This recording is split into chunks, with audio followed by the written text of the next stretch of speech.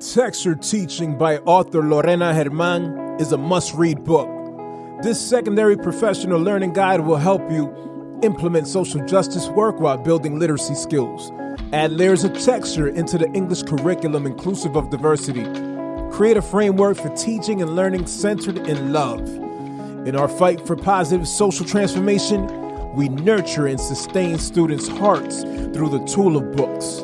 Learn more and purchase Texture Teaching at Heinemann.com.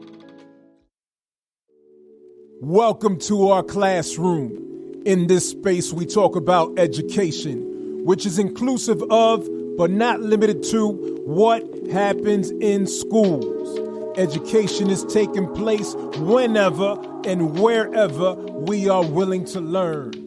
I am your host, Roberto Germán, and our classroom is officially in session.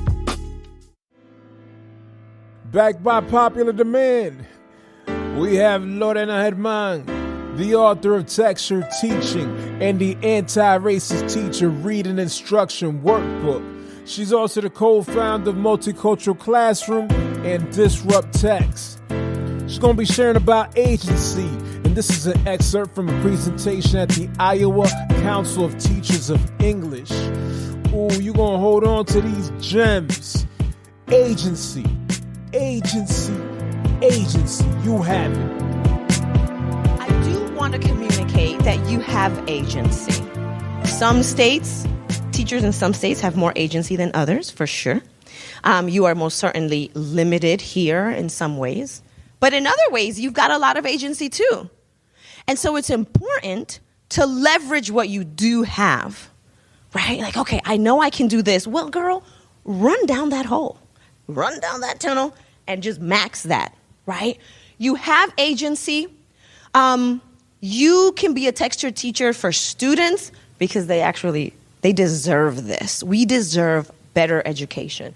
Even for those of you that were here, who did well in school, who became a teacher because you had a great teacher and Mrs. Berry was your favorite and that's why you're here right now, even you could have had a better education.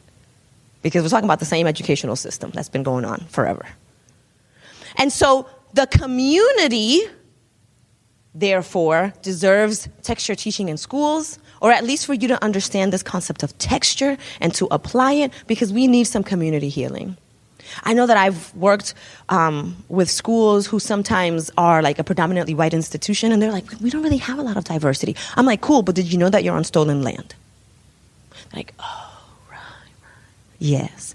And that lack of diversity has a root.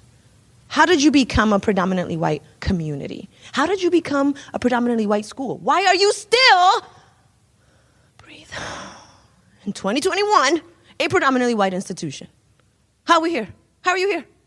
That is the conversation to have then, right? And so we need community healing. This is why I'm talking about community-centered teaching. This is why. There are things that we have to rectify. There are things we need to address now. Well, yesterday, but most certainly now. And then I'm going to come back to that.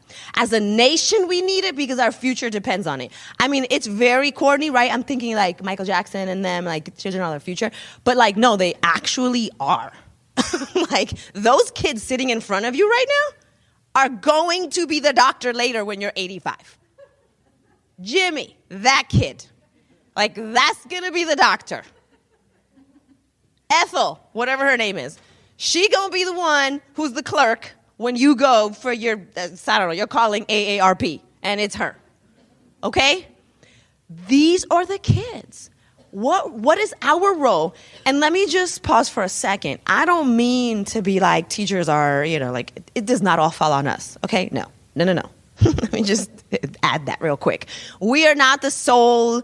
we're not solely responsible for all the things in the country. No. And because I'm an educator, I am concerned about my implication. What is my role? Plumbers have a role.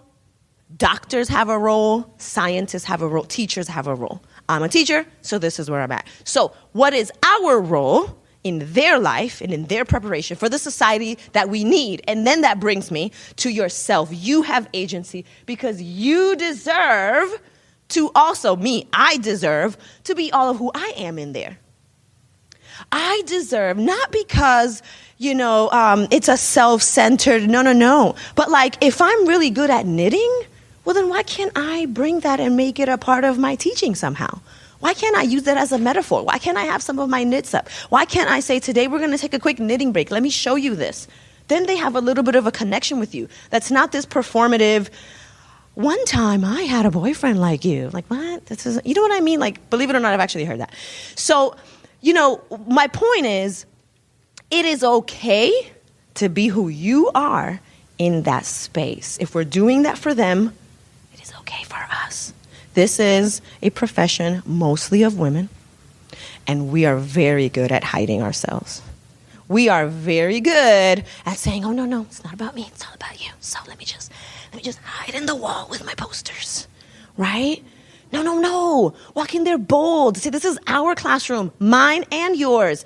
This is who I am. This is what I believe. This is what we're going to do. And I'm not talking about politics. I'm saying I believe that you deserve a good education. I believe that what happened in the community, I agree with you. It was wrong. How we go about it, well, there might be differences in how we approach it. But I am here, all of me, and you too. Do y'all know what I mean? And I promise you, again, this can be done. This is not a gimmick. Part of why I wrote this book is because for a long time I would hear things about me, but also other teachers who do things like this in their own way. Like, oh, she's got a spark. What's her name? Allison. Allison's just such a special teacher. And I used to do this with my students too. I like doing it. Allison is such a special teacher. She's just got a magic touch with those kids. No, Allison is thoughtful. She plans her stuff. She's methodical. She is dedicated to the craft of teaching. That's all. Well, that's a lot, but you know what I mean, right? It's not this magical thing that like, oh, let's just go in there and observe her. You can observe her, but take notes because she's taking very concrete steps. She's doing very methodical things. And so part of this is about you can do it too. You can. And it's going to be different how it looks in your room because you're not me. And that's great. That's a very good thing. And so find your texture. Find your texture and then build community, which is one of the things that I heard a lot in the intro. That whole community piece is important. Being associated to a professional group, but also not feeling alone in your building. That's a real thing. I've been there. As always, your engagement in our classroom is greatly appreciated. Be sure to subscribe, rate the show, and write a review. Finally, for resources to help you understand the intersection of race, bias, education, and society, go to multiculturalclassroom.com. Peace and love from your host, Roberto Germán.